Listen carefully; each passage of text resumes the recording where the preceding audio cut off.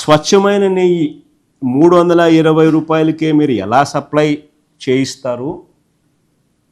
320 రూపాయలకే ఏందండి నెయ్యి సప్లై చేయిస్తారు మీరు అని చంద్రబాబు నాయుడు గారు ఆయన పార్టీకి చెందిన నాయకులు ప్రశ్నలు వేశారు. నాణ్యమైనది కావాలంటే కిలో 3000 అవుతుంది అని ప్రకటనలు చేశారు. ఈనాడు పత్రిక, ఇలా గజెట్ పత్రిక అయితే కనీసం 1000 రూపాయలు అవుతుంది అని చెప్పి చెప్తా ఉన్నారు. 1000 నుంచి 1600 అని రాసినారు కాదు. మరి టీటీడీలో ఇవాళ నెయ్యి ఎంత కొంటున్నారు? 3000 ఇచ్చి కొంటున్నారా? 1600 ఇచ్చి కొంటున్నారా? 1000 రూపాయలు ఇచ్చి కొంటున్నారా? పోనీ 2014 నుంచి 19 మధ్య చంద్రబాబు నాయుడు హయాంలో 5 ఏళ్ళు చంద్రబాబు నాయుడు గారు కిలో నెయ్యి 276 రూపాయలు కొన్నాడు. 276 నుంచి 314 రూపాయల మధ్యలో కొన్నాడు.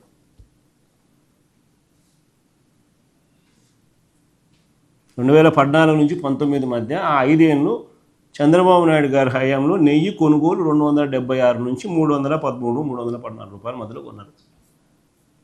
మరి ధర తక్కువ ఉంది కదా, 320 కాదు కదా, అంతకన్నా ఇంకా తక్కువ కదా, కాబట్టి అదంతా కల్తీ నెయ్యేనా అడుగుతా ఉన్నా. చంద్రబాబు నాయుడు సమాధానం చెప్పాలి కదా దీనికి. అదంతా ఇప్పుడు కల్తీ నెయ్యేనా అని అడుగుతా ఉన్నా.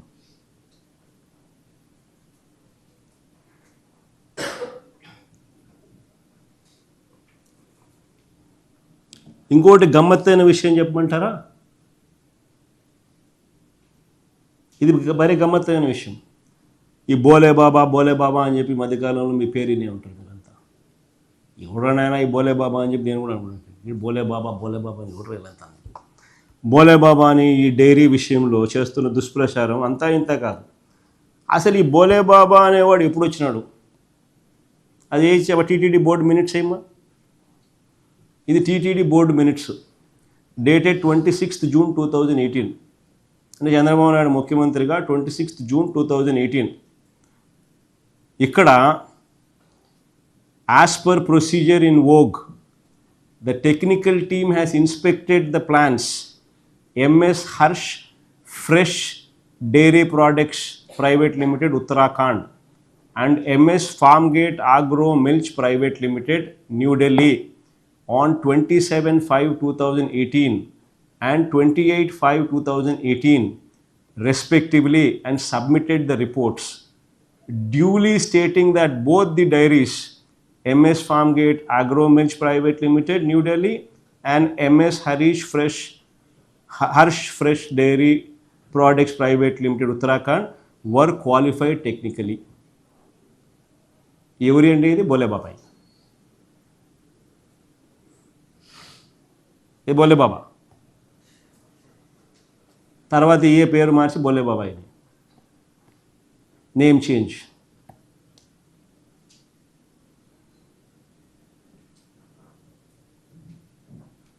Harsh fresh dairy products private limited was the former name of Bole Baba Organic Dairy Milk Private Limited. The same was deemed technically qualified to supply milk by the TTD during May 2018.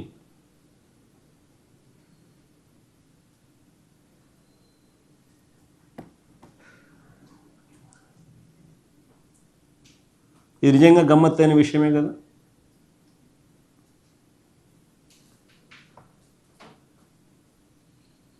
సరే ముందుకు పోదాం. తిరుమలకు నెయ్యిని అనేక కంపెనీలు supply చేస్తూ ఉంటాయి. మామూలుగా తిరుమల ప్రొసీజర్ ఎలాంటిది అని అంటే నెయ్యిని అనేక కంపెనీలు సప్లై చేస్తూ ఉంటాయి. సుమారుగా ప్రతి 6 నెలలకు ఒకసారి టెండర్లు పిలుస్తూ ఉంటారు. ఎవరు తక్కువ కోట్ చేస్తారో వారి దగ్గర నుంచి కొంటా అంటారు. That is generally how the procedure is. ఇంట్లో అసలు ఒక పొలిటికల్ ఇన్ఫ్లుయెన్స్ ఉండదు, ఒకటి చేసేది ఉండదు, ఒకటి పెట్టేది ఉండదు, ఇంకోటి ఉండదు. So robust tendering process, robust guidelines put in place, robust guide lines ప్రకారం ఇట్ ఈస్ టెండర్లలో పార్టిసిపేట్ చేస్తారు. చేసిన వాళ్ళు క్వాలిఫై అయిన, చేసిన వాళ్ళకి L1 ఎవడు ఉంటాడో వాడికి ఇస్తారు. అది జనరలీ జరిగే ప్రక్రియ. అంటే రాజకీయాలకు సంబంధం లేదు, అంటినల్లెస్ దేవుణ్ణి రాజకీయాలు చేయడానికి వీళ్ళు ప్రయత్నం చేస్తూ ఉన్న పరిస్థితుల మధ్య తప్ప. సప్లై చేసిన కంపెనీ ఏదైనా అమల్లో ఉన్న రోబస్ట్ ప్రోటోకాల్ ప్రకారం సప్లై చేసిన కంపెనీ ఏదైనా ఉండొచ్చు, కానీ అమల్లో ఉన్న ఈ రోబస్ట్ ప్రోటోకాల్ ప్రకారం టెస్టులు చేస్తారు. వాళ్ళు వచ్చేటప్పుడు NABL సర్టిఫికేట్ తీసుకొని రావాలా, లేకపోతే పర్మిట్ చేయరు. ఆ సర్టిఫికేట్ ఒకటే కాకుండా ఆ సర్టిఫికేట్తో పాటు తిరుపతిలో ఉన్న TTDలో ఉన్న ల్యాబ్లో కూడా టెస్టులు చేస్తారు. టెస్టుల్లో పాస్ అయితేనే ఆ వెహికల్స్ లోపలికి పోతాయి. This is generally the procedure. ఆ పాస్ అయితేనే లోపలికి వస్తాయి, లేదంటే రిజెక్ట్ చేస్తారు. అసలు దుష్ప్రచారం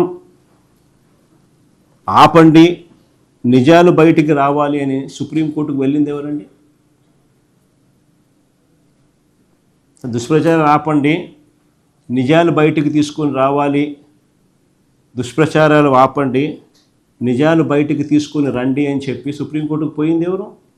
వైవి సుబ్బారెడ్డి.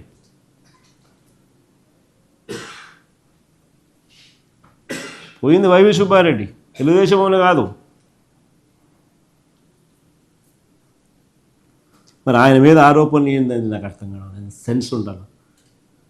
అసలు ఆ మనిషి వైవి సుబ్బారెడ్డి అనే వ్యక్తిని మీరు ఎప్పుడైనా ఆయన ఇంటికి పోయినారా? హైదరాబాద్ ఒకసారి పోండి. పక్కనే ఆయన ఇంట్లోనే గోపూజ జరుగుతుంది. ఇంట్లోనే. ఇదే వైవి సుబ్బారెడ్డి గారు అయ్యప్ప మాల కనీసం 35-40 సార్లు వేసుకొని ఉంటాడు. అదేమంటారు స్వాముల్లో కూడా కేటగిరీ, గురుస్వామి కేటగిరీ. కనీసం 35 సార్లు, 1978 నుంచి 35 సార్లు 40 సార్లు కనీసం పోయింటాడు. ఏం ఆరోపణలు చేస్తూ ఉన్నారో, ఎందుకు చేస్తూ ఉన్నారో మీకే తెలియదు. అన్నిటికన్నా ఇక్కడ ఆశ్చర్యమైన క్వశ్చన్స్ కొన్ని అడుగుతా చూడండి. ఇది నిజంగా ఆశ్చర్యకరమైన క్వశ్చన్స్. అందరూ కూడా బాగా వినండి. Sensible questions. ఈ సిట్లో చంద్రబాబు వేసిన అధికారులు ఎవరు తెలుసా? ఒకరు కృష్ణయ్య సమీప బంధువు. ఈ కృష్ణయ్య ఎవడు? కృష్ణయ్య సమీప బంధువు గోపీనాథ్ జట్టి. ఈ కృష్ణయ్య ఎవడు? చెప్పమా, కృష్ణయ్య ఎవడు ఏంటి చూపించండి ఒకసారి. ఎన్టీఆర్ ట్రస్ట్లో, ఎన్టీఆర్ మెమోరియల్ ట్రస్ట్లో ట్రస్టీ. ఇప్పుడు పక్కన భువనేశ్వరి, కృష్ణయ్య. ఇది వాళ్ళ కుటుంబానికి ఉన్న సంబంధాలు. ఈయన సమీప బంధువు ఈ గోపీనాథ్ జట్టి అనేటోడు. ఈడు one of the SIT officers. ఈ మనిషి one of the SIT officers. ఈయన రిటైర్డ్ అయినా కూడా ఈ కృష్ణయ్య మీద చంద్రబాబుకి ఎంత ప్రేమ అంటే, ఈయన రిటైర్డ్ అయిపోయి ఇన్ని సంవత్సరాలు అయిపోయిన తర్వాత ఎన్టీఆర్ ట్రస్ట్లో, ఎన్టీఆర్ మెమోరియల్ ట్రస్ట్లో ట్రస్టీగా పెట్టుకోవడం అనేది కాక, రిటైర్ అయిపోయిన ఎన్ని సంవత్సరాల తర్వాత కూడా ఇప్పుడు కూడా ఈ స్టేట్ గవర్నమెంట్లో ఇప్పుడు AP pollution control board chairman. ఇప్పుడు కూడా ఏపీ పొల్యూషన్ కంట్రోల్ బోర్డుకు చైర్మన్. ఇలాంటి వెస్టెడ్ ఇంట్రెస్ట్తో ఉన్న వ్యక్తి సమీప బంధువు, one of the SIT officers. పోనీ ఇంకొక ఆఫీసర్ చూద్దామా? ఇంకొక ఆఫీసర్ ఎవడు? డిఐజీ త్రిపాఠి.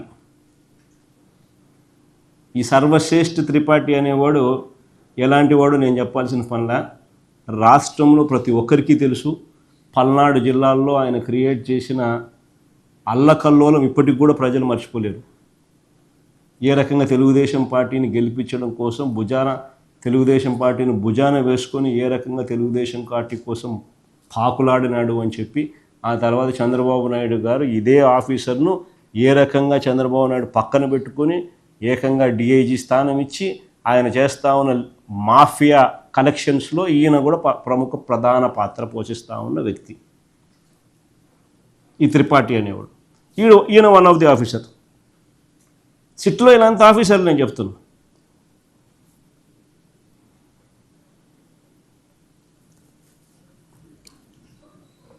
ఇంకా ఆశ్చర్యం, ఈ మధ్యకాలంలో మీరంతా ఆయన వింటారు, YV Subbareddy PA, YV Subbareddy PA, YV Subbareddy PA అని ఆయన పేరు ఏం పేరు? అప్పన్న. అసలు ఇది అప్పన్న ఎవడు పిఏ స్వామి అని చెప్పి నాకే అర్థం కాదు. అడిగిన నేను, విపిఆర్ పిఏ. విపిఆర్ ఎవడు? Telugu Desam party MP.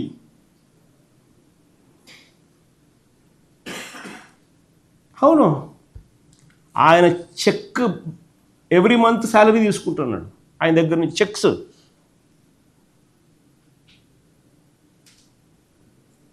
ఆయన ఏపీ భవన్ ఎంప్లాయీ, తర్వాత విపిఆర్ పిఏ, దాని తర్వాత ఏపీ భవన్ ఎంప్లాయీ. మరి ఎక్కడ వైవి సుబ్బారెడ్డి వచ్చినాడు పిక్చర్లోకి?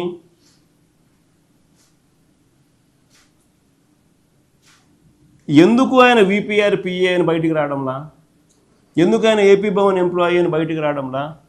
ఎందుకు మాటికి ఈనాడు, ఈ ఆంధ్రజ్యోతి, ఈ TV5, ఈ చంద్రబాబు ఎంతసేపు ఉన్నా YV Subbareddy PA, YV Subbareddy PA, YV Subbareddy PA నేను గోబెల్స్ ప్రచారం చేస్తూ ఎందుకు డ్రిల్ చేస్తూ ఉన్నారు అబద్ధాన్ని?